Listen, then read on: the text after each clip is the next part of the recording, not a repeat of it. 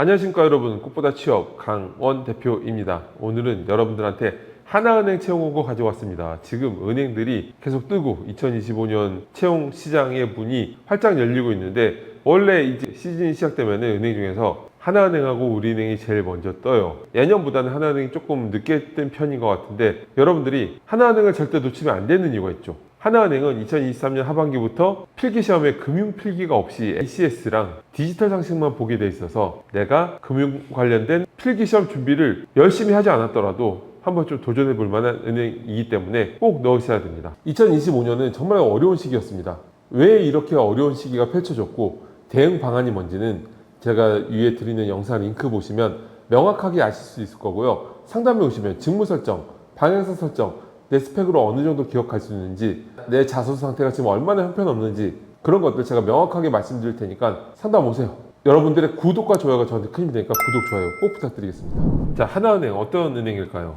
저희가 하나은행에 대해서 기업 분석한 영상이 있으니까 위에 링크 보시면 명확히 참고가 되겠지만, 저는 하나은행을 분석하면서 깜짝 놀랐어요. 사실은 일반 1금융권 은행들에 비해서 이제 역사가 짧잖아요. 그런데 늘 진짜 혁신적인, 지금도 디지털 혁신에 가장 발빠르게 따라가고 있는 은행이라는 생각이 들어서 이 은행은 정말 발전하겠구나라는 생각이 많이 드는 은행입니다. 저희 학생들도 계속 합격 소식을 만들고 있는데, 이번에 직무가 이제 종합금융, ICT, 그리고 디지털, 지역인재로 채용을 하는데, 일단은 종합금융 쪽도 부문을 나눠서 뽑는다기보다는 희망 성장 분야로 되어 있기는 해요. 그리고 하나은행이 보시면 CDP 얘기가 나와 있는데, 제가 예전에 취업할 때도 하나은행이 뭔가 인재 육성에 굉장히 선구적인 은행이었습니다. 은행이라는 조직이 아무래도 좀 더 보수적이고 그리고 좀 정체된 느낌이 있는데, 하나은행은 그 당시에도 그렇지 않았고 지금도 디지털 혁신이라든지 여러 가지 분야에서 가장 발빠르게 달려나오고 있지 않나라는 생각이 드는 은행이니까 여러분들한테 좋은 기회가 될 거고, 영영영명, 와, 세 자릿수, 이런 시기에 세 자릿수를 뽑아주는 문과 위주로, 그리고 이 정도 연봉 주는 기업이 절대 놓치면 안 되겠죠.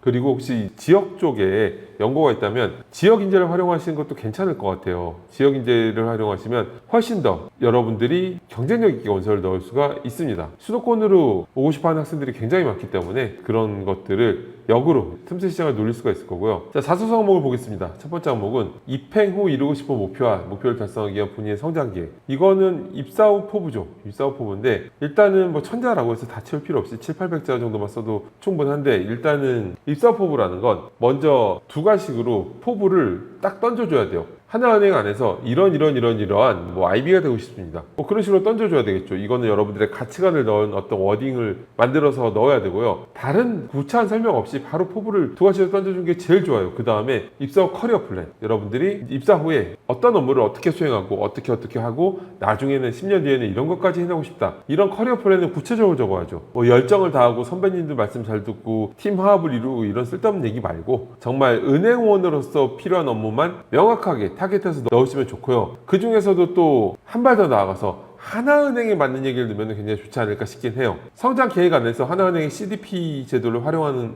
문구를 넣는 것도 나쁘지 않겠죠. 그리고 이제 남은 어떤 분량을 여러분들이 이때까지 했던 어떤 경험들이 기여할 수가 있는지, 이런 것도 살짝 넣어주시면 좋고요. 자, 두 번째 항목하고 세 번째 항목은 경험 항목인데, 경험 항목은 두 종류가 있어요. 직무 역량 항목이 있고 스토리적인 항목이 있죠. 직무 역량 항목은 3번 같은 건데, 이제 그거는 이따 설명드리고, 스토리 항목 같은 경우에는 이번처럼 이제 스토리텔링을 통해서 여러분들이 어떤 캐릭터인지 인재상을 보여주는 거거든요. 이 두 가지의 구분을 명확하게 알고 싶으신 분들은 위에 영상 링크 보시면 아실 수 있을 거고요. 스토리텔링은 이제 명확한 구조가 있죠. 바로 상황을 제시하고 그 다음에 문제점이 명확해야 스토리텔링이 뒤를 읽고 싶은 후킹이 되고 흡입력이 생기는 거예요. 그래서 여러분들이 영화나 드라마나 웹툰 같은 거 봐도 주인공이 어떤 문제에 빠졌거나 실현을 맞닥뜨렸을 때 저걸 어떻게 해결하지라는 생각을 가지고 막 웹툰도 쿠키도 굽고 하게 되는 거잖아요. 그렇기 때문에 문제점을 임팩트 있게 명확하게 적어주는 게 굉장히 중요하고요. 그리고 이제 남은 절반 정도의 분량을 여러분들이 그 문제를 어떻게 해결했는지, 해결 과정이 구체적이어야 돼요. 어떤 친구들은 상황과 문제점만 장황하게 설명해 놓고서 해결 과정은 한 문장이야.